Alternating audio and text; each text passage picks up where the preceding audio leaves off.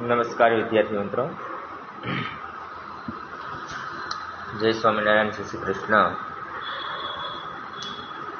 આગળ આપણે એક નવું ચેપ્ટર પૂરું કર્યું, ધ્વનિ, ને હવે 14મું ચેપ્ટર વિદ્યુત પ્રવાહની રાસાયણિક અસરો. વિદ્યુત પ્રવાહની રાસાયણિક અસરો. વિદ્યાર્થી મિત્રો, થોડુંક અલગ લાગશે તમને. વિદ્યુત પ્રવાહની રાસાયણિક અસરો, એમ કોઈ બે કેમિકલ્સ હોય એની વચ્ચે રાસાયણિક પ્રક્રિયા થતા તમે જોઈ છે, અથવા કોઈ બે મેટલ્સ હોય, મતલબ કે ધાતુ અથવા અધાતુ, એની રાસાયણિક પ્રક્રિયા વિશે આપણે આગળના ધોરણમાં અભ્યાસ પણ કર્યો છે. પણ વિદ્યુત પ્રવાહની રાસાયણિક અસર તમારી માટે થોડુંક નવો શબ્દ હશે. કાંઈ નહીં, પાઠ જોઈએ ખ્યાલ આવશે કે ભાઈ વિદ્યુત પ્રવાહની રાસાયણિક અસરો કઈ રીતે હોય છે. વિદ્યુત પ્રવાહ એટલે તો તમને ખ્યાલ જ છે દરેક વિદ્યાર્થી મિત્રોને. વિદ્યુત પ્રવાહ કોને કહેવાય? એટલે કે chemical effects of electric current. Chemical effect of electric current જોઈએ. મજાનો એવો પાઠ છે. આમાંથી તમને ઘણી બધી અમુક બાબતોના જે તમારા પ્રશ્નના હશે એનું સોલ્યુશન તમને આ પાઠ ભણવાથી મળી જશે. અમુક બાબતોને આપણને બિલકુલ ખ્યાલ જ નથી હોતો કે ખરેખર આ વાસ્તવિક રીતે શું હોય, એનો ખ્યાલ તમને આ પાઠમાં સમજમાં આવશે. ચાલો શરૂ કરીએ. આ પાઠની શરૂઆત કરીએ કે તમારા વડીલોએ તમને ભીના હાથે વીજળીથી ચાલતા ઉપકરણો સ્પર્શ કરવાની ચેતવણી આપી જશે. બધાને, આપણા ઘરના સભ્યો હોય એ બધાને એક વખત તો આપણા ઘરના સભ્યોએ કીધું જ હોય કે ભીના હાથે કોઈ જગ્યાએ વીજળીના જે ઉપકરણો છે અથવા વીજળીના જે સાધનો છે ત્યાં સ્પર્શ કરવો જોઈએ ને, અડવું જોઈએ ને. શા માટે? તો કે ત્યાં કરંટ આવે અથવા શોક આવે. આવી વાત આપણે જોઈએ છીએ અથવા સાંભળી પણ છે અથવા અનુભવી પણ છે. ઘણા બધા વિદ્યાર્થી મિત્રોએ તો અનુભવી પણ છે. ભીના હાથે કોઈ જગ્યાએ અડી જવાય તો કરંટ લાગે, અને કરંટ એટલો બધો ખતરનાક લાગે કે શરીર ધ્રુજવા મળે. પરંતુ શું તમે જાણો છો કે ભીના હાથે વીજળીથી ચાલતા ઉપકરણોનો સ્પર્શ કરવા શા માટે ભયજનક છે? શા માટે ભીના હાથે વીજળીના ઉપકરણો ના સ્પર્શવા જોઈએ? એ બાબતનો તમને કોઈને ખ્યાલ છે કે શા માટે આપણે ત્યાં સ્પર્શ કરવો જોઈએ નહીં? આપણે અગાઉ શીખ્યા છે કે જે દ્રવ્યો, મતલબ કે પદાર્થો પોતાનામાંથી વિદ્યુત પ્રવાહ પસાર કરવા દેશે તેવા દ્રવ્યો અથવા તેવા પદાર્થો છે એ વિદ્યુતના સુવાહક છે. વિદ્યાર્થી આપણે ધોરણ 7માં પણ શીખી ગયા છીએ કે વિદ્યુતના સુવાહકો અને વિદ્યુતના અવાહકો અને વિદ્યુતના મંદવાહકો, આ ત્રણેય બાબતો આપણે ધોરણ 7માં પણ શીખ્યા છીએ. અને અહીંયા ફરીથી કે જે પદાર્થ છે અથવા જે કોઈ એવું દ્રવ્ય છે એમાંથી વિદ્યુત પસાર થાય તેને શું કહેવાય? વિદ્યુતના સુવાહકો કહેવાય. બીજું બાજુ કેટલાક દ્રવ્યો પોતાનામાંથી વિદ્યુત પ્રવાહ સરળતાથી પસાર થવા દેતા નથી, તેમને વિદ્યુતોના મંદવાહકો કહેવાય. અહીંયા બીજા ઘણા બધા પદાર્થો એવા હોય છે અથવા ઘણા બધા એવા દ્રવ્યો હોય છે જેમાંથી વિદ્યુત પ્રવાહથી સરળતાથી પસાર થઈ શકે નહીં. તેને શું કહેવામાં આવે છે? વિદ્યુતના મંદવાહકો કહેવામાં આવે છે. અને અમુક પદાર્થો એવા છે એમાંથી બિલકુલ પ્રમાણમાં વિદ્યુત પ્રવાહ પસાર ન થઈ શકે, તેને વિદ્યુતોના અવાહક કહેવામાં આવે છે. ધોરણ 7માં આપણે કોઈ એક ચોક્કસ દ્રવ્ય પોતાનામાંથી વિદ્યુત પસાર કરવા દેશે કે નહીં તે જાણવા માટે એક ટેસ્ટર બનાવ્યું હતું, યાદ હોય તો. શું તમને યાદ છે કે આવું નક્કી કરવા માટે ટેસ્ટર આપણને કેવી રીતે મદદ કરી શકે છે? આપણે ટેસ્ટર બધાએ જોયું છે, એનો ઉપયોગ પણ કરેલો છે, પણ તે કઈ રીતે કાર્ય કરે છે એ જોવું રહ્યું. તો વિદ્યાર્થી મિત્રો, એ બાબતનું આપણે જોઈએ. આપણે જોયું હતું કે તાંબો અને એલ્યુમિનિયમ જેવી ધાતુઓ વિદ્યુતનું વહન કરે છે, જ્યારે રબર, પ્લાસ્ટિક અને લાકડા જેવા પદાર્થો વિદ્યુતનું વહન કરતા નથી, કારણ કે તેમાંથી વિદ્યુત પ્રવાહ પસાર થઈ શકે નહીં. જો કે આપણે ટેસ્ટરનો ઉપયોગ ઘન અવસ્થામાં રહેલા પદાર્થો માટે જ કર્યો છે, પરંતુ પ્રવાહી માટે શું પ્રવાહી પણ વિદ્યુતનું વહન કરે છે? તો ચાલો જોડીએ. હા, આપણે એક ખ્યાલ છે, આપણે ટેસ્ટરનો ઉપયોગ ક્યારેક જે ઘન પદાર્થો છે એમાંથી વિદ્યુત પ્રવાહ પસાર થાય છે કે નહીં એ જાણવા માટે આપણે ટેસ્ટરનો ઉપયોગ કર્યો છે. પણ પ્રવાહી માટે શું પ્રવાહી છે એમાંથી વિદ્યુત પસાર થઈ શકે? જી બિલકુલ. પ્રવાહીમાંથી પણ વિદ્યુત પસાર થઈ શકે છે. તો ચાલો આપણે જોઈએ. પહેલી અને બુજો તમને યાદ કરાવવા ઈચ્છે છે કે જ્યારે પ્રયોગ કરતી વખતે ક્યારે વિદ્યુતના મુખ્ય પુરવઠા કે જનરેટર કે ઇન્વર્ટરમાં વિદ્યુત પ્રવાહનો ઉપયોગ કરવો જોઈએ નહીં. અહીં સૂચવેલ બધી જ પ્રવૃત્તિ માત્ર માટે વીજ કોષનો જ ઉપયોગ કરવો જોઈએ. વીજ કોષ મતલબ જેને આપણે સેલ કહીએ છીએ અથવા પાવર. કોઈ વિદ્યાર્થી મિત્રોએ આવો પ્રયોગ કરવા માટે ડાયરેક્ટ જનરેટરે અથવા મોટા બોર્ડ અથવા જે મીટર છે ત્યાં કોઈ કાંઈ ડાયરેક્ટ પ્રયોગ કરવાનો નથી, નકર જીવતા ન રહીએ. તમને બધાને ખ્યાલ જ હશે. કારણ કે આવા પ્રયોગ કરવા માટે આપણે બને ત્યાં સુધી વિદ્યુત સેલનો ઉપયોગ કરવાનો છે. પાવર જેને આપણે કહીએ છીએ પાવરનો ઉપયોગ કરવાનો છે. શું પ્રવાહી વિદ્યુતનું વહન કરે છે કે હા, પ્રવાહી પણ વિદ્યુતનું વહન કરે છે કે નહીં તે ચકાસવા માટે આપણે એક ટેસ્ટરનો ઉપયોગ કરી શકીએ. જો કે આપણે વીજ કોષના સ્થાને બેટરીનો ઉપયોગ કરીશું. બેટરી તમે બધા જોઈ જશે વિદ્યાર્થી મિત્રો. ટેસ્ટરનો ઉપયોગ કરતા અગાઉ તે કાર્ય કરે છે કે નહીં તે પણ આપણે તપાસી લેવું જોઈએ. ટેસ્ટર કાર્યરત છે કે નહીં તે પણ આપણે જોઈ લેવું જોઈએ. અહીંયા પ્રવૃત્તિ આપેલ છે, પ્રવૃત્તિ જોઈએ. ટેસ્ટરના મુક્ત છેડાને થોડીક ક્ષણો માટે એકબીજા સાથે સ્પર્શ કરાવો. આવું કરતાં જ વિદ્યુત પરિપથ પૂર્ણ થશે અને બલ્બ છે પ્રકાશિત થવો જોઈએ. જો બલ્બ પ્રકાશિત ન થાય તો સમજવું કે ટેસ્ટર કામ કરતું નથી. શું તમે તેના અન્ય કોઈ શક્ય કારણ વિશે જાણી શકો? શું એ શક્ય છે કે તારનું જોડાણ કંઈક ઢીલું હોય અથવા બલ્બ ઉડી ગયો હોય અથવા તમારા સેલ વપરાઈ ગયા હોય? તપાસ કરો આ બધા જ જોડાણો સુસ્ત છે કે નહીં. જો જોડાણો અગાઉથી સુસ્ત હોય તો બલ્બને બદલી નાખો. હવે ફરીથી તપાસ કરો કે ટેસ્ટર કાર્ય ન કરતું હોય તો સેલને બદલી નાખો. જરૂરી નથી આપણે કોઈ વિદ્યુત પરિપથ છે જે આપણને આકૃતિમાં દર્શાવેલું છે એમાં તમે ટેસ્ટરથી જો બલ્બ પ્રકાશિત થાય તો ટેસ્ટર છે એ કાર્ય કરે છે. પરંતુ જો આવી પરિસ્થિતિમાં બલ્બ પ્રકાશિત ન થાય તો ટેસ્ટરની અંદર બલ્બ આવે, ટેસ્ટરની અંદર પણ તો એ માટે પહેલાં જોવાનું આપણે જે વિદ્યુત પરિપથ જોડાણ છે એમાં કાંઈ ભંગાણ પડ્યું નથી ને. તમને ખ્યાલ હશે વિદ્યાર્થી મિત્રો, આપણે ધોરણ 7માં પણ શીખી ગયા કે વિદ્યુત પરિપથમાં કોઈ એક જગ્યાએ ભંગાણ પડે એટલે સમગ્ર વિદ્યુત પરિપથ છે એ નાશ પામે. મતલબ કે નાશ પામે એટલે કોઈ કાર્યરીત રહે નહીં, કોઈ બલ્બ પ્રકાશિત થાય નહીં, આખો વિદ્યુત પ્રવાહ તૂટી જાય. આ રીતે જ્યારે ટેસ્ટર બરાબર રીતે કાર્ય કરતું થઈ જાય તો તેના ઉપયોગ જુદા જુદા પ્રવાહીઓના પરીક્ષણ કરવા માટે કરી શકાય છે. વિદ્યાર્થી મિત્રો, અહીં આપણને એક નોટિસ આપેલી છે, ચેતવણી આપેલી છે કે પોતાના ટેસ્ટરની તપાસ કરતી વખતે તેના તારોના મુક્ત છેડાઓને માત્ર થોડી ક્ષણોથી વધારે સમય માટે સ્પર્શ ન કરાવો, નહીંતર બેટરીના સેલ છે બહુ જલ્દીથી વપરાઈ જતા હોય છે. એટલે આ બાબતોની ખાસ કાળજી રાખવી.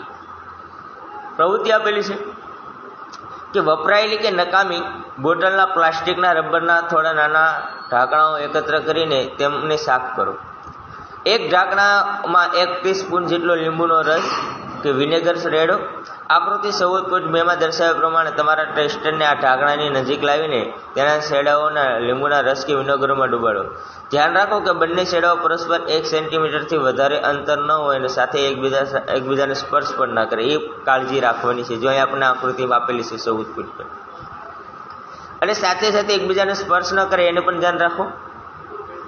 શું ટેસ્ટરનો બલ્બ પ્રકાશિત થાય છે? શું લીંબુનો રસ કે વિનેગર એ વિદ્યુતનું વહન કરે છે? કે લીંબુનો રસ કે વિનેગર શું તમને સુવાહક કે મંદવાહકમાંથી કયા વર્ગમાં છે વર્ગીકૃત છે?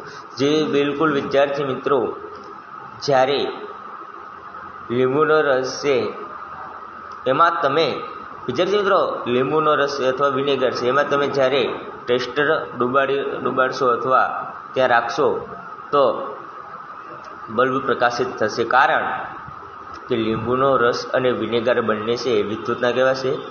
સુવાહક છે. જો વિદ્યાર્થી મિત્રો, જ્યારે પણ કોઈ પદાર્થ છે વિદ્યુતના સુવાહક હોય, મતલબ કે તેમાંથી વિદ્યુત પ્રવાહ પસાર થઈ શકતો હોય ત્યારે બલ્બ છે પ્રકાશિત થતો હોય છે.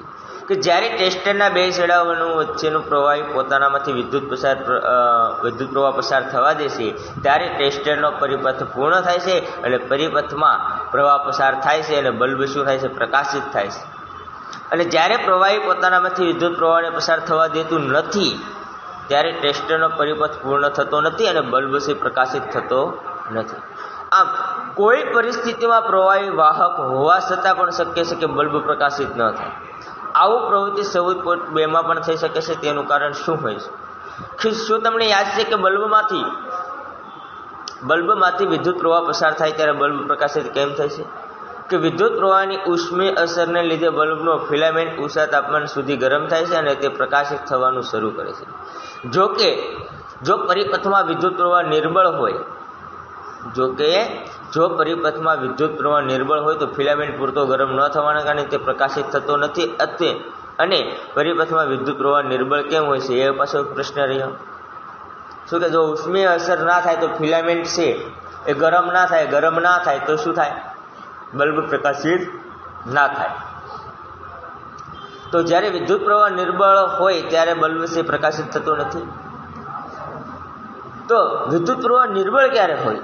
જો કે કોઈ પદાર્થ વિદ્યુત વહન કરી શકે, પરંતુ એ શક્ય છે કે ધાતુની જેમ સરળતાથી વિદ્યુત વહન ન કરી શકતો હોય, જેના કારણે ટેસ્ટરનો પરિપથ પૂર્ણ થઈ જાય છે, તો પણ તેમાં પસાર થતો વિદ્યુત પ્રવાહ બલ્બને પ્રકાશિત કરવા માટે નિર્બળ હોઈ શકે છે. શું આપણે કોઈ એક અન્ય ટેસ્ટર બનાવી શકીએ જે નિર્બળ પ્રવાહને પણ શોધી શકે?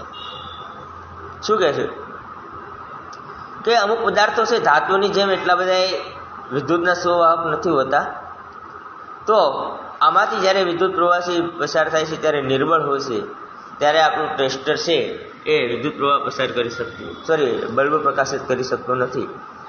તો જ્યારે આવો નિર્બળ વિદ્યુત પ્રવાહ હોય ત્યારે આપણે એવું કોઈ ટેસ્ટર બનાવી શકીએ કે જેનાથી આપણે વિદ્યુત પ્રવાહ પસાર થાય છે કે નહીં એ તપાસી શકીએ. કે એક અન્ય પ્રકારનું ટેસ્ટર બનાવવા માટે આપણે વિદ્યુત પ્રવાહની કોઈ અન્ય અસરનો ઉપયોગ કરીએ છીએ. શું તમને યાદ છે કે વિદ્યુત પ્રવાહ ચુંબકીય અસર પણ ઉત્પન્ન કરે છે? હા વિદ્યાર્થી મિત્રો, તમને બધાને ખ્યાલ પણ હશે, આપણે ધોરણ 7માં પણ જોયું કે વિદ્યુત પ્રવાહ છે એ ચુંબકીય અસર ઉત્પન્ન કરે છે. જ્યારે કોઈ તારમાંથી વિદ્યુત પ્રવાહ પસાર થાય છે ત્યારે તેની પાછળ રાખેલ ચુંબકીય સોયને શું થાય છે કે જ્યારે પણ કોઈ પદાર્થમાંથી વિદ્યુત પ્રવાહ પસાર થાય અને તેની પાસે જે ચુંબકીય સોય છે એ શું છે, તેની બાજુ કોણ દર્શાવે છે, એટલે કે એની તરફ ખેંચાય. આમ વિદ્યુત પ્રવાહ બહુ ઓછા હોવા છતાં પણ ચુંબકીય સોયનું કોણાવર્તન જોઈ શકાય છે. શું આપણે વિદ્યુત પ્રવાહની ચુંબકીય અસરનો ઉપયોગ કરીને કોઈ ટેસ્ટર બનાવી શકીએ? તો ચાલો આપણે પ્રવૃત્તિ 14.3 જોઈએ. તમે આકૃતિ 14.2 ટેસ્ટરના વિદ્યુત બલ્બના સ્થાને એલઈડીનો ઉપયોગ કરી શકો છો. અહીંયા જો દર્શાવ્યું છે, એલઈડી નિર્બળ વિદ્યુત પ્રવાહ પસાર થતો હોય તો પણ પ્રકાશિત થશે. એલઈડીની સાથે 2 તાર જોડાયેલા હોય છે. આ તારોનો લીડ્સ કહે છે. જેને શું કહે છે? તારોનો લીડ્સ કહે છે. એક તાર બીજાની સરખામણીમાં થોડો લાંબો હોય છે. હવે 2 છેડા દેખાય છે તમને, એક નાનો હોય અને એક મોટો હોય, એને શું કહેવાય? લીડ કહેવામાં આવે છે. કે એલઈડી કોઈ પણ પરિપથમાં જોડતી વખતે તેના લાંબા તારને હંમેશા બેટરીના ધન ધ્રુવ સાથે અને નાના તારને બેટરીના ઋણ ધ્રુવ સાથે જોડવામાં આવે છે. વિદ્યાર્થી મિત્રો, આ બાબતની ખાસ કાળજી રાખજો. જ્યારે પણ તમે એલઈડીનું જોડાણ કરો ત્યારે જે મોટો શેડો છે એને ધન ધ્રુવ સાથે અને નાનો શેડો છે એને ઋણ ધ્રુવ સાથે જોડવું જોઈએ. અને જે શેડા છે એને શું કહેવામાં આવે છે? ખ્યાલ આવ્યો? લીડ કહેવામાં આવે. શું કહેવામાં આવે છે? લીડ્સ. અહીંયા વિદ્યાર્થી મિત્ર પ્રવૃત્તિ આપેલી છે, પ્રવૃત્તિ 14.3 કે માચિસની ખાલી ડબ્બીમાંથી ટ્રે બહાર કાઢી લો. ટ્રે પર એક વિદ્યુત તારના થોડા આંટા વીંટાળી લો. જો તમને આ આકૃતિમાં દર્શાવેલું છે, આકૃતિમાં જેમ દર્શાવેલું છે એવી રીતે જ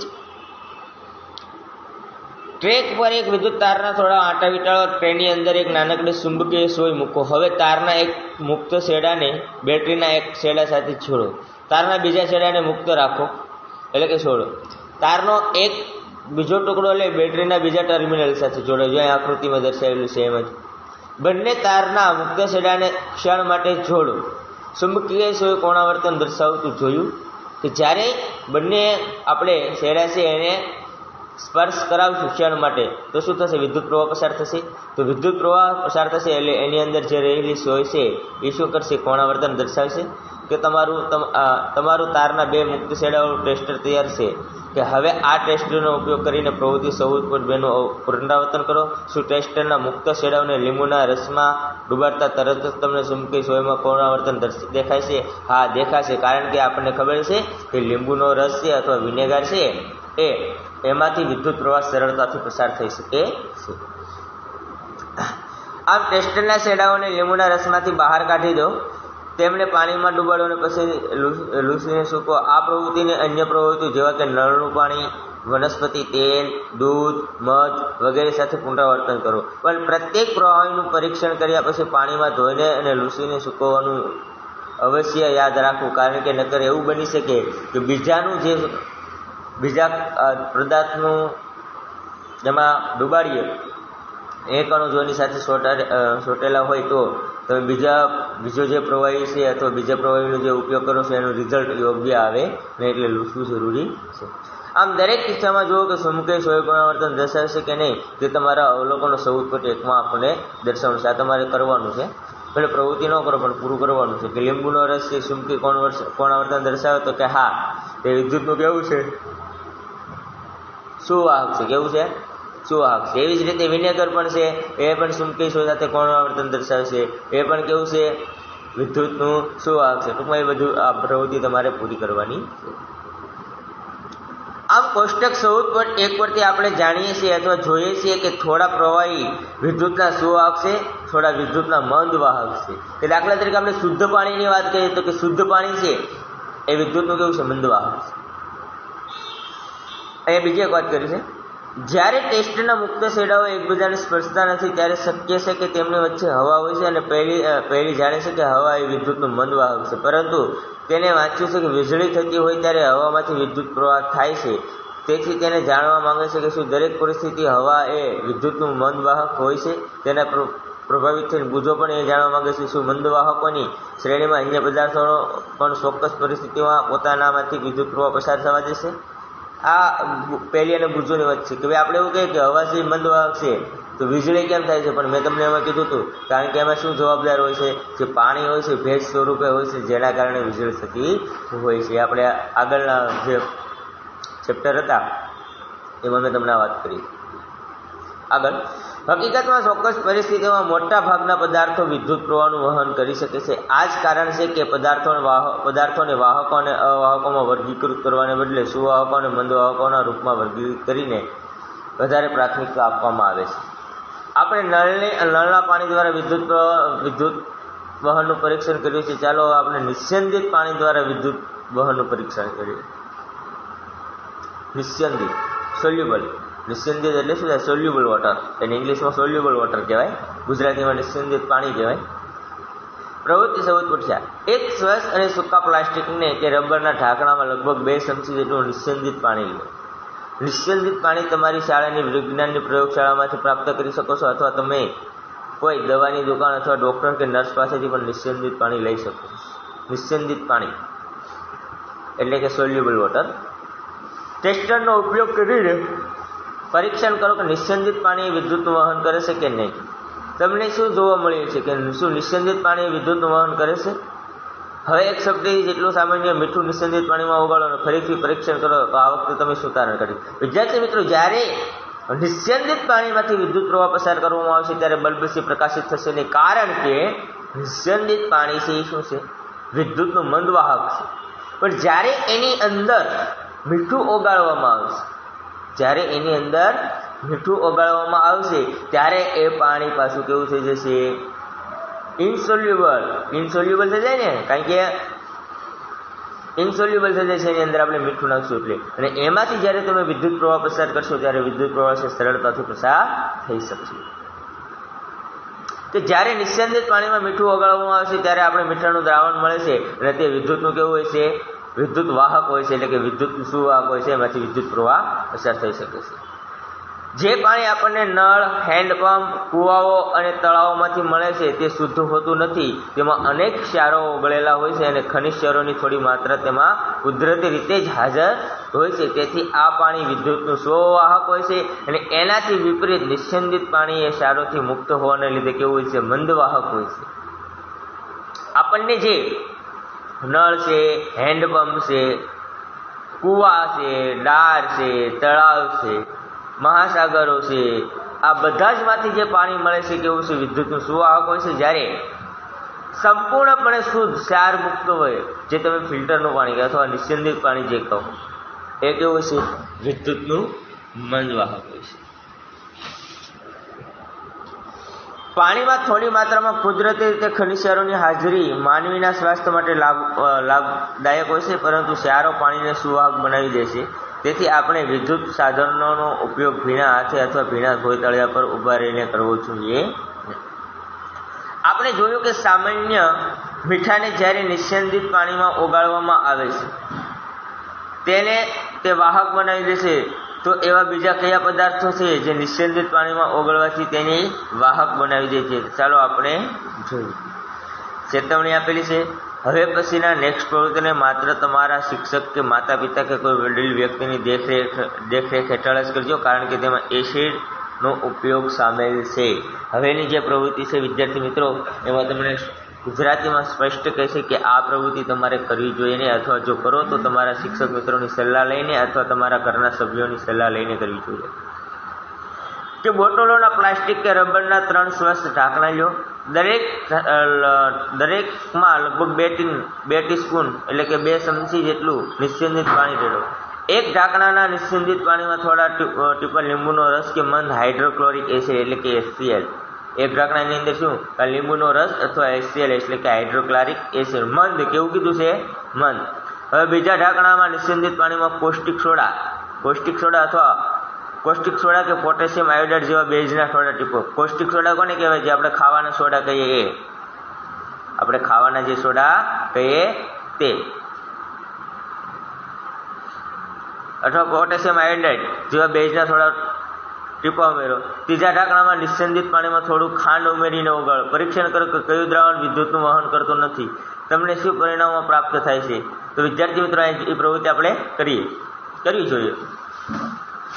કે વિદ્યુતનું વહન કરવા માટે મોટા ભાગના પ્રવાહીઓ એસિડ, બેઝ કે ક્ષારના દ્રાવણો હોય છે. જ્યારે કોઈ વિદ્યુત પ્રવાહ કોઈ વિદ્યુત દ્રાવણમાંથી પસાર થાય છે ત્યારે શું તે દ્રાવણને કોઈ અસર કરે છે? તો ચાલો જોઈએ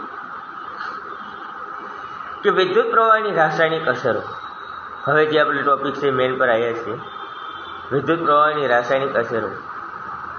કે ધોરણ 7માં આપણે વિદ્યુત પ્રવાહની થોડી અસરો વિશે શીખ્યા હતા. શું તમને એ અસરોની યાદી બનાવી શકો છો કે જ્યારે વિદ્યુત પ્રવાહ કોઈ વિદ્યુત દ્રાવણમાંથી પસાર થાય છે તે તો શું અસર ઉત્પન્ન કરે છે? ચાલો તે હવે આપણે જોવાનું છે. કે વિદ્યાર્થી મિત્રો, જ્યારે કોઈ દ્રાવણમાંથી વિદ્યુત પ્રવાહ પસાર થાય છે ત્યારે તે શું કેમિકલ રિએક્શન આપે છે એ આપણે જોવાનું રહેશે. કે 2 નકામા એક પ્રવૃત્તિ છે, એમાં જો શું કરવે છે, શું કેમિકલ રિએક્શન થાય છે વિદ્યાર્થી મિત્રો આપણે જોવાનું છે. હવે કે વિદ્યુત પ્રવાહની રાસાયણિક અસર કઈ થાય છે એ જોવાનું છે.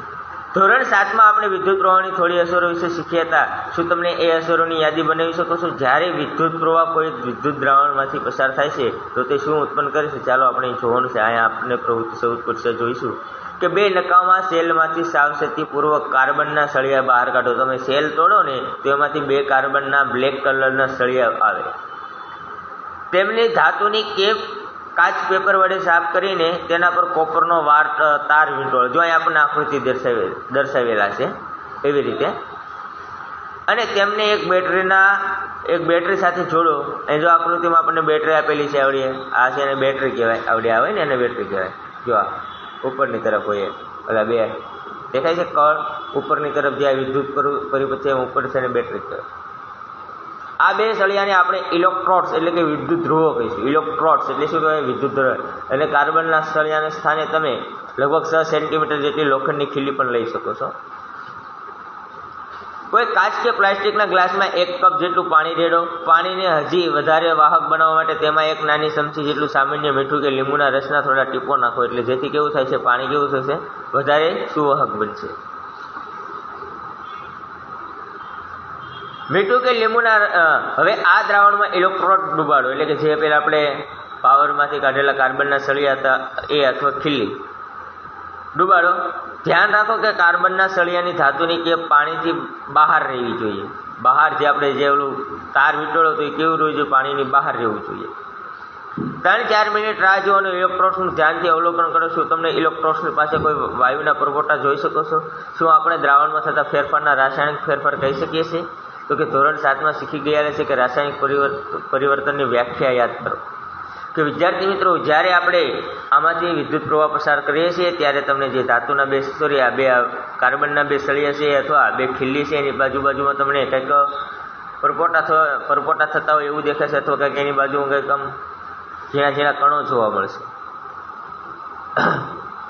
અહીંયા જો વાત કરી છે, સન 1800માં એક બ્રિટિશ રસાયણશાસ્ત્રી વિલિયમ નિકોલ્સ દર્શાવ્યું હતું કે જો ઇલેક્ટ્રોડ્સ પાણીમાં ડૂબેલા હોય અને વિદ્યુત પ્રવાહ પસાર કરવામાં આવે તો ઓક્સિજન અને હાઇડ્રોજનના પરપોટા ઉત્પન્ન થાય છે. જ્યારે ઓક્સિજનના પરપોટા છે એ બેટરીને ધન છેડા સાથે અને જોડાયેલ ઇલેક્ટ્રોડ પાસે અને હાઇડ્રોજનના પરપોટા બીજા ઋણ ઇલેક્ટ્રોડ પર બને છે. આવું એક વૈજ્ઞાનિક આપણે કહી ગયા છે. શું કહે છે કે જ્યારે ડૂબેલા હોય ઇલેક્ટ્રોડ છે પાણીમાં ડૂબેલા હોય અને એમાં વિદ્યુત પ્રવાહ પસાર કરવામાં આવે તો ઓક્સિજનના જે પરપોટા છે એ ક્યાં ધન ધ્રુવ સાથે અને હાઇડ્રોજનના પરપોટા છે ઋણ ધ્રુવ પાસે જમા થાય છે. આમ કોઈ વિદ્યુત દ્રાવણમાંથી વિદ્યુત પ્રવાહ પસાર થવાને લીધે રાસાયણિક પ્રતિક્રિયાઓ થાય છે, જેના સ્વરૂપે ઇલેક્ટ્રોડ્સ પર વાયુના પરપોટાઓ બની શકે છે. આમ ઇલેક્ટ્રોડ્સ પર ધાતુ જમા થતી વખતે પણ તે જોવા મળી શકે છે. આમ દ્રાવણના રંગમાં પણ ફેરફાર થઈ શકે છે. આ રાસાયણિક પ્રતિક્રિયાનો ઉપયોગમાં લેવાતા દ્રાવણ અને ઇલેક્ટ્રોડ્સ પર આધાર રાખે છે. આ બધી જ વિદ્યુત પ્રવાહની થોડીક રાસાયણિક અસરો છે. શું કહે છે કે જ્યારે ઇલેક્ટ્રોડ્સને પાણીમાં ડૂબાડ્યા હોય અને એમાંથી જ્યારે વિદ્યુત પ્રવાહ પસાર કરવામાં આવે ત્યારે શું થશે કે ઇલેક્ટ્રોડ્સને બાજુમાં શું થશે, પરપોટા ઉત્પન્ન થશે. ઘણી વખત એવું બનશે કે જે પ્રવાહી છે એનો રંગ પણ બદલી જશે. શું થશે? ઘણા પ્રવાહીનો રંગ પણ બદલાઈ જશે, અથવા ઘણામાં તેનું શું કહેવાય પ્રવાહ કોઈ ધાતુ પર શેનું કંઈક જમા પણ થઈ જતું હોય છે, કાંઈક પદાર્થ જમા પણ થઈ જાય. તો વિદ્યાર્થી મિત્રો, આટલી બાબતો છે એ તમને ખ્યાલ આવી ગઈ છે. રાસાયણિક અસરોમાં શું થવા મળે વિદ્યુત પ્રવાહની. દરેક વિદ્યાર્થી મિત્રોએ આ પાઠ છે એ દરેક વિદ્યાર્થી મિત્રોએ વાંચવાનો રહેશે, વ્યવસ્થિત રીતે વાંચવાનો રહેશે. અને એમાંથી અમુક પ્રશ્ન તમને હું મૌખિક રીતે પૂછીશ, એટલે હોમવર્ક બધાએ ફરજિયાત કરવાનું રહેશે, બરાબર. અને જે આગળનું હોમવર્ક કદાચ જેને બાકી હોય ઝડપથી પૂર્ણ કરજો, કારણ કે થોડાક દિવસમાં તમને રૂબરૂ હોમવર્ક ચેકિંગ માટે બોલાવવામાં આવશે. એ બાબતની પણ કાળજી રાખજો. ચાલો, ગુડ બાય, જય સ્વામિનારાયણ, જય શ્રી કૃષ્ણ.